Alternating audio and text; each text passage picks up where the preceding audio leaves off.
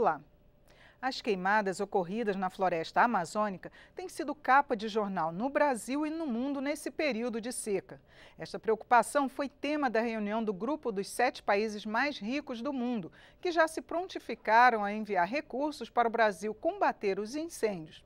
Por outro lado, alguns países chegaram a ameaçar boicote a produtos brasileiros em razão de o desmatamento e as queimadas terem mais que dobrado no último ano. Pelo lado brasileiro, o governo colocou à disposição dos estados a GLO, Garantia da Lei e da Ordem, para o Ministério da Defesa auxiliar no combate ao fogo e também lançou um decreto proibindo queimadas para quaisquer fins pelos próximos 2 meses nos estados da região afetada.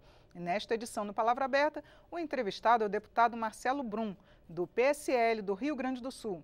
Ele criou o programa Voz do Campo e integra a Comissão de Agricultura e a Frente Parlamentar da Agropecuária.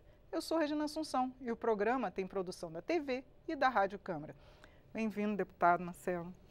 Olá, Regina. Olá, ouvintes, telespectadores. Importante esse assunto e me permite, na abertura, dizer que estamos vivendo uma batalha da comunicação, da informação no nosso país e a gente tem algumas informações a passar à população brasileira.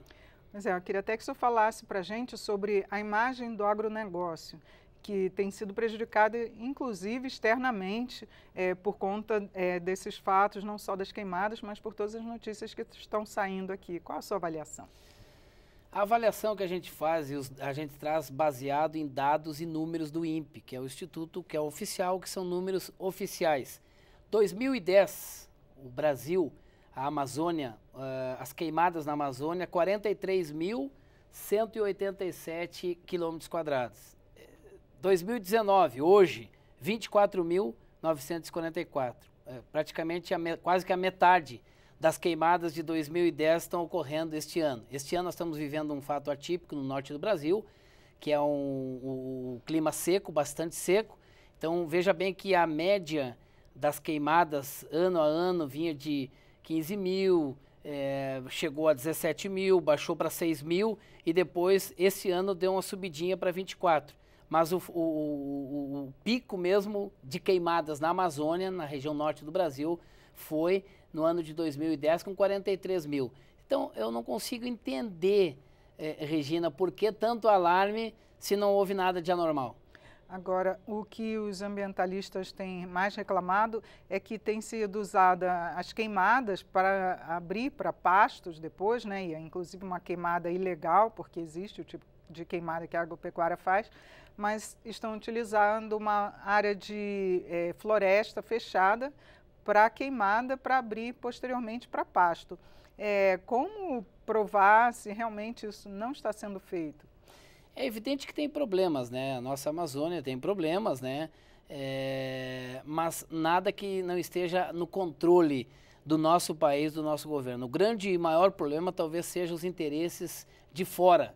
A exploração externa que tem no Brasil, que estão mais preocupados, na verdade, com as nossas riquezas que existem na Amazônia, né? Do que com o bem da Amazônia. Então há uma preocupação, então há um excesso de comunicação, há uma contradição na mídia com os números reais, que é o fato real do norte do Brasil, da área específica da Amazônia. Então nós acreditamos muito que está tudo sob controle. É evidente que tem problema. O governo que recentemente assumiu o comando do país tem essa preocupação, está atento a isso, é um governo patriota e a Amazônia é nossa. Nós precisamos levantar essa bandeira, como foi levantada por Getúlio Vargas, 54, né, dizia o petróleo é nosso. Agora nós temos que ter orgulho, a Amazônia é nossa e nós vamos cuidar da Amazônia como estamos cuidando até o momento. Então, não seria o momento, então, de se pensar numa vocação realmente para o desenvolvimento sustentável na Amazônia? Porque o que se vê é que, de repente, pode-se crescer, porque já houve o período de até se incentivar, levar a agricultura para a Amazônia, mas não seria a hora de ver uma vocação sustentável, que pode não ser da pecuária ou da agropecuária? Mas já existe a vocação da agropecuária brasileira, é uma vocação sustentável, uma vocação de sustentabilidade, que produz a melhor carne de mais qualidade que tem no mundo, é a carne produzida no Brasil.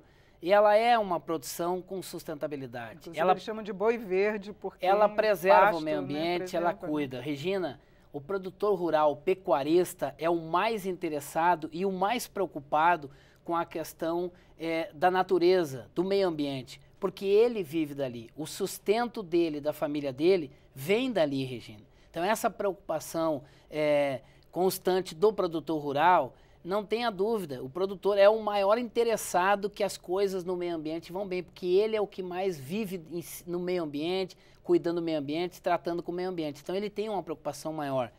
A gente tem que atentar, eu falei no início da entrevista, da questão da batalha da comunicação. Hoje você sabe a questão da fake news. Tem muita informação, tem muita comunicação, tem muita manipulação, Regina. Nós temos que estar atento a isso. O Brasil tem tudo para ser o celeiro do mundo, para ser uma grande potência mundial a partir da agricultura brasileira, da pecuária brasileira.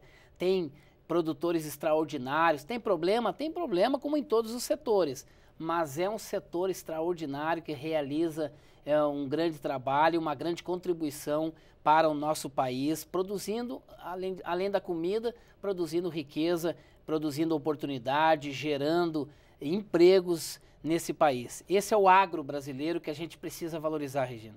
Inclusive, o senhor participa da Frente Parlamentar Agropecuária, que tem se movimentado, tem feito reuniões com governadores, ministros. Eu queria que o senhor falasse um pouquinho desse trabalho que a Frente está fazendo para mostrar as alternativas que estão sendo dadas para o agronegócio, né, nesse momento de crise. Para avançar um pouco mais, são discussões, são debates, são reuniões, governos estaduais, lideranças do próprio setor agropecuário para buscar alternativas para avançar mais. Nós temos um grande avanço aí. Foi confirmado este ano o acordo União Europeia-Mercosul. Isso vai agregar muito ao nosso país, aos produtores brasileiros e trazer mais renda ao agro brasileiro e todo mundo ganha. Sociedade urbana ganha, governos ganham com tudo isso. Pode ajudar na questão de recuperação aí de estados que estão enfrentando grandes dificuldades, como é o caso do meu estado, o Rio Grande do Sul, que enfrenta grandes dificuldades financeiras. O próprio agronegócio pode ser uma alternativa para ajudar a tirar esses estados lá do problema que estão. Então, eu acredito muito, através do diálogo, da discussão que está sendo implementada pelo governo federal, juntamente com os governos do estado, especialmente da região norte do Brasil, que é onde está a nossa Amazônia. E eu acredito que a partir do diálogo, da construção de um bom diálogo, as coisas vão se encaminhar. E a Frente está trabalhando também para que em conjunto. Esse acordo não seja prejudicado em vista desses problemas das queimadas? Não tenha dúvida, você acompanhou as notícias, todos nós, manifestações de presidentes da Europa, de países europeus, de outros, confirmando o acordo, está firmado, está tudo encaminhado para um acordo que vai trazer, como eu disse, mais progresso para a nossa nação. Deputado, muito obrigada por seus esclarecimentos aqui no programa. Que agradecemos a oportunidade aos nossos telespectadores e ouvintes. Um abraço.